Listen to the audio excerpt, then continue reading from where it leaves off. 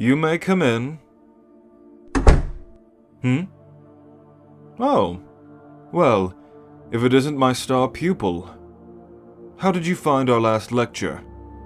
Fruitful, I hope. Unlike you, some of the others would rather sit in the back of the hall and shoot off lightning spells. Well, I guess that's what I get for taking so many Dazzonite muses as students. Cause and effect.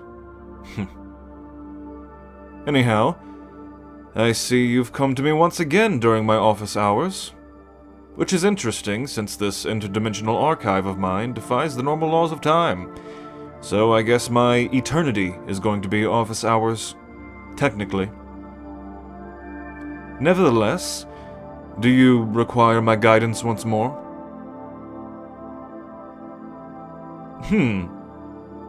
Is that so? Have you just come to pry into my personal life again, since I've been so revealing already? I guess my personal life at this point is just like a tissue box for you, and you just keep pulling at it. I've told you much about my former life, the good, the dark, the dead. What more do you wish to comprehend?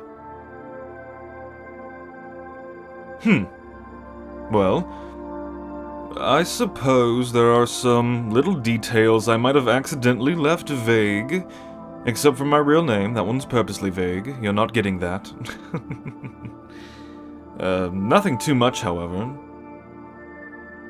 Well, for starters, I didn't look entirely how I do now in my former life.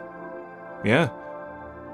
I was a tad thinner, I had some longer hair, I usually pulled it back, and I hear some of the Earthborn students refer to as resting bitch face. I find the notion a bit vulgar, but I did tell you that I wasn't the most kind person before my failed attempt at becoming God. Yeah, that in itself is enough to make you say, yikes. Oh, and I had different eyes. The ones you see now are the color that Divus gave me after he put me back together. My old irises were more, amber-colored, with a slight golden ring around the pupil. Yes.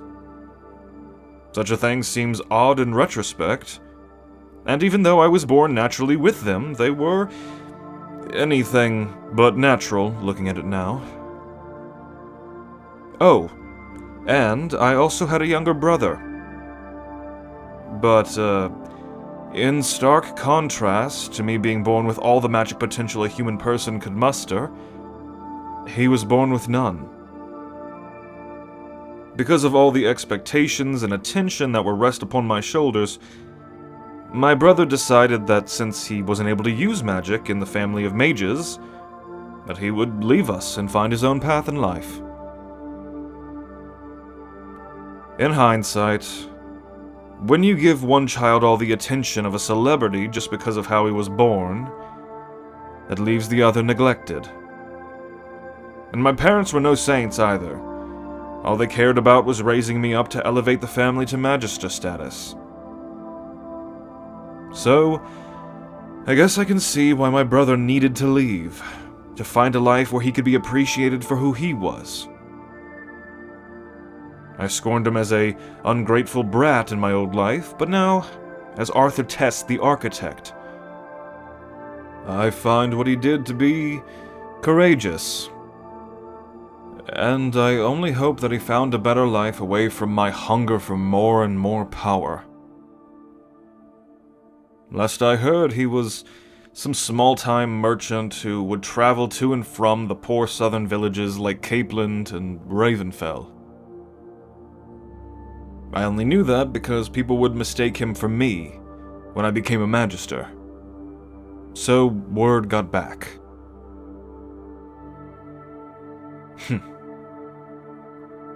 Looking at it now, I do believe that that I am the cause of nearly every problem in this multiverse. My gates spread across the worlds into the hands of those who would use them for the dark magics held within. My attempts at godhood. I had to kill 2 people and inspired others to follow my blood-soaked path. My creation of terrible blood magics that are the only building blocks for some mage to come along and create more. And now, the neglect my brother received caused a butterfly effect that has caused pain and suffering to so many of the half-bloods and humans alike. Funny how the actions of one man can throw the entire multiverse into chaos and suffering. It's a fragile system, and it's supposed to be perfect, but nonetheless, here we are. So now I spend my days educating those who have been bestowed with great power, so that they will never make the same mistakes that I did, and that these worlds can begin to heal. I just have to finish righting my wrongs, cleaning up the mess of my youth. But those are just my extracurricular activities.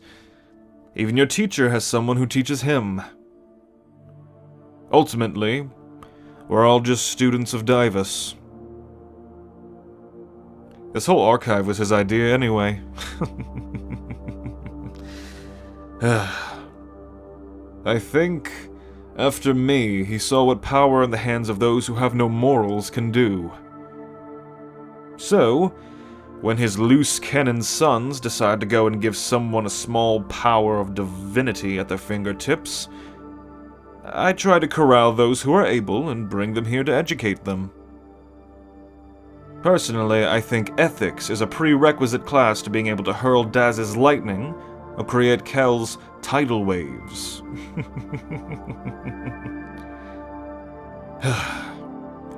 Anyhow, I think that little bit of my past should suffice your hunger for knowledge about your teacher for now.